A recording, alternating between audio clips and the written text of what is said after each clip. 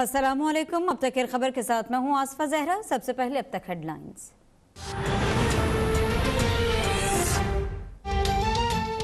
Corona की तीसरी लहर मजीद 79 जानें ले गई। 24 घंटों में 4213 नए केसेस रिपोर्ट।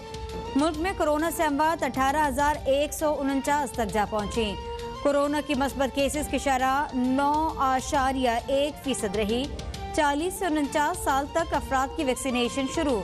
वफाकी वजीर असद उमर ने कोरोना के लिहाज से आइंदा चंद हफ्ते नाजुक करार दे दिए। आवाम से भरपूर तरीके से एहतियाती तदबीर अपनाने की अपील।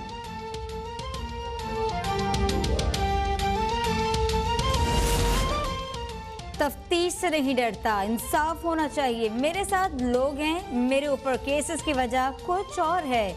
जहांगीर तरीन की अदालत के बाहर मीडिया से गुफ्तगू। कहा उम्मीद है अली जफर इमरान खान को अच्छी रिपोर्ट देंगे। शाह महमूद कुरैशी के बयान पर कुछ नहीं कहना चाहता। नून लीग और पीपल्स पार्टी ने राब्ता नहीं किया। जहांगीर तरीन और अली तरीन की बैंकिंग कोर्ट में पेशी। अबूरी जमानत में 19 मई तक की तौसी।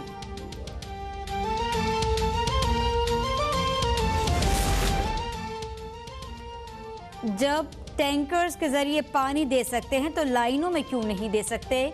शहरियों से पानी के बिल वसूल होते हैं लेकिन पानी नहीं दिया जा रहा।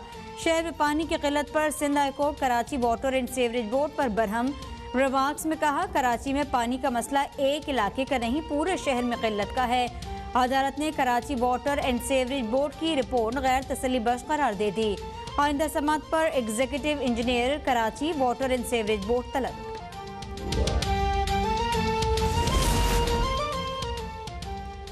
तरक्याती मंसूबों में लूट मार किस्सा पारीना बन गई। मंसूबों में बेज़ाब्तगियां नहीं होने देंगे।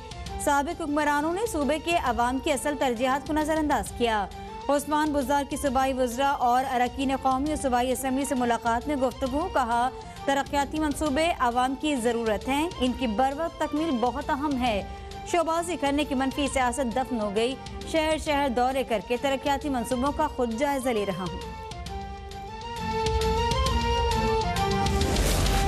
पीटीआई हुकूमत ने आज़ादी सहाफ़त को पाबंद सलासल कर रखा है। इमरान खान ने अपनी नाकामियों को छुपाने के लिए मीडिया का दबा रखा है। चेयरमैन पीपल्स पार्टी बिलावल भुट्टो का आज़ादी इज़हार राय के आलमी दिन पर पैगाम। कहा सहाफ़त की आज़ादी के लिए पीपल्स पार्टी हमेशा सफ़े अव्वल रही। पीपल्स पार्टी सहाफ़त पर पाबंदियों के खिलाफ जदोजहद जारी रखेगी।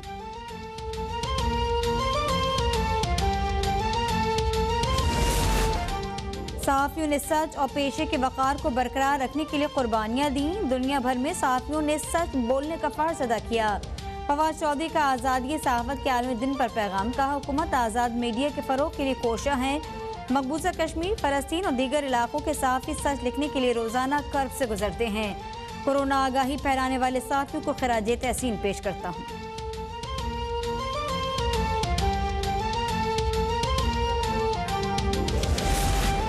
NA 249 में ज़िमनी इंतखाब के बैलेट पेपर्स तब्दील हो सकते हैं। अकाउंट्स में रद्द-बदल हो सकता है, लेकिन उम्मीदवार मिफ्ता इस्माइल ने बैलेट पेपर्स के तहफ़्फ़ुज़ से मुताल्लिक़ ख़दशात का इज़हार कर दिया।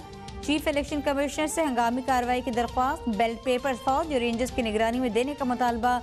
प्रिजाइडिंग अफसरान और पोलिंग अमले पर सिंध हुकूमत का साथ देने का भी इल्ज़ाम।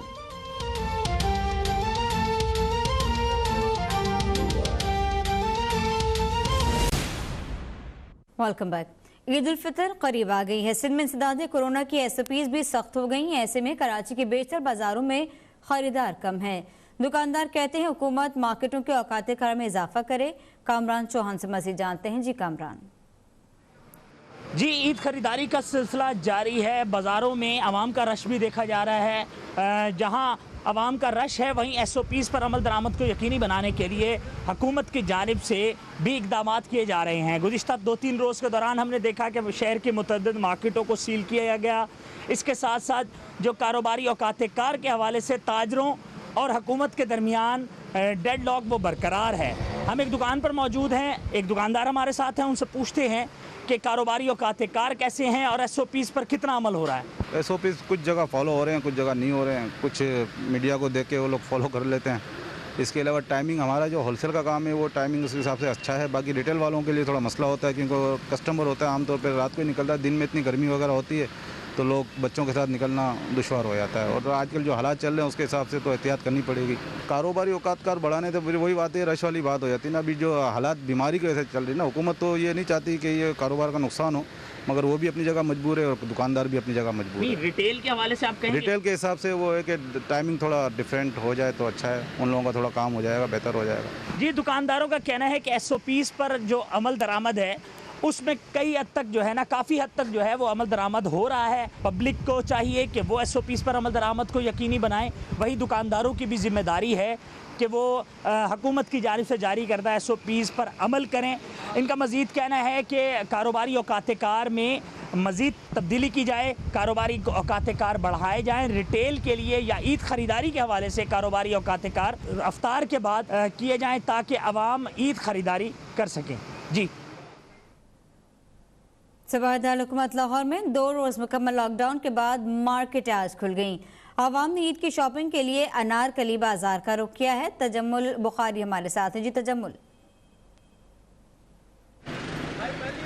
जी बिल्कुल, 2 रोज़ मुकम्मल लॉकडाउन के बाद जो लाहौर की मार्केटें हैं वो दोबारा से खुल गई हैं, जिसके बायस जो है वो लाहौर की मार्केटों की रौनकें जो हैं वो दोबारा से बहाल हो गई हैं। लेकिन जो है वक्त कम है और मुकाबला सख्त है। इस असूल के तहत जो है ख़वातीन और हज़रात जो है वो ईद की शॉपिंग करने में जो है मसरूफ़ है। यहाँ पर आपको ये बताता चलूँ कि चूँकि 3 और 4 दिनों के बाद जो दोबारा से मुकम्मल लॉकडाउन लगा दिया जाएगा पंजाब हुकूमत की जानब से, जिसमें तमाम मार्केटें और तमाम जो कारोबारी मराकज़ हैं वो बंद कर दिए जाएंगे, जबकि ट्रांसपोर्ट को भी जो है वो बंद कर दिया जाएगा। इस वजह से जो है 4 रोज़ हैं शहरियों के पास जिसमें वो जो ईद की शॉपिंग कर सकते हैं। और दूसरा, ऊपर से सुबह 9 बजे से लेकर जो वो शाम 6 बजे तक का टाइम दिया गया है शहरियों को, ताकि वो इस टाइम के दौरान अपनी शॉपिंग कर सकें और अपने जो ईद की खुशियों को दुबाला बना सकें। इस हवाले से भी जो है टाइम मुख्तसर है और मुकाबला ज़्यादा है। और ख़वातीन की जो बड़ी तादाद है वो इस वक्त बाज़ार का रुख कर चुकी है, जहाँ पर वो अपने लिए जो ईद के पहनने के लिए जो जोड़े खरीद रही हैं, उससे मैचिंग ज्वेलरी और चूड़ियाँ और जूते जो हैं वो खरीदे जा रहे हैं। जबकि मर्द हज़रात जो हैं वो भी अपने जो है मनपसंद मलबूसात और जूते खरीदने की जो तगदो में मसरूफ़ हैं। इस हवाले से अगर बात की जाए दुकानदारों की,